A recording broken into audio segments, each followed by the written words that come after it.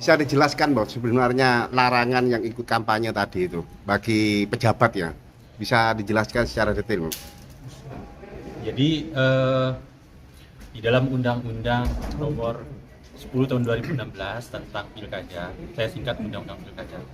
Di dalam pasal 70 itu memang ada ketentuan bahwa pejabat negara dan juga pejabat daerah kalau mau kampanye itu memang harus mendapatkan izin cuti kampanye. Nah, cuma di dalamnya disebutkan di peraturan turunan di bawahnya, terutama di PKPU nomor 13 tahun 2024 dan Perbawaslu nomor 13 tahun 2024, itu disebutkan menjalani cuti di luar tanggungan negara. Padahal anggota DPRD itu tidak ada ketentuan mengenai cuti di luar tanggungan negara. Jadi beda dengan kepala daerah. Kepala daerah itu memang ada ketentuan mengenai cuti di luar tanggungan negara. Nah, apa itu? Cuti di luar tanggungan negara itu memang harus tidak boleh lagi menggunakan fasilitas-fasilitas negara. Nah, kalau anggota DPRD itu hanya disebutkan mengajukan surat izin cuti kampanye. Surat izin cuti kampanye itu diajukan ke pimpinan DPRD. Jadi nanti pimpinan DPRD akan menerbitkan izin cuti kampanye. Selanjutnya kemudian 3 hari sebelum kampanye surat izin cuti itu diajukan kepada KPU dan diteruskan kepada Bawaslu.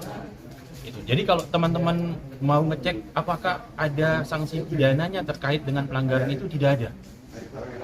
Jadi di Undang-Undang 1 tahun 2015 dan Undang-Undang 10 2016 termasuk perubahan terakhir itu tidak ada ketentuan pidana bagi pejabat daerah yang mengikuti kampanye tanpa izin cuti. Kelupaan pembentuk undang-undangnya.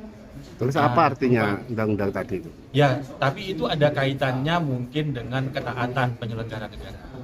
Jadi kita ini kan tidak hanya ansih pada ketentuan pidana, tapi kita dalam bernegara itu kan ada etika di dalam penyelenggara negara.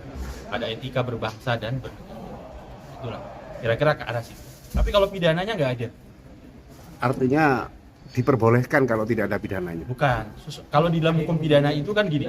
Memang asasnya kalau tidak dilarang berarti boleh kalau hukum pidana ya. Ya. Tapi kalau hukum tata negara, hukum administrasi beda. Sesuatu yang tidak dilarang belum tentu boleh.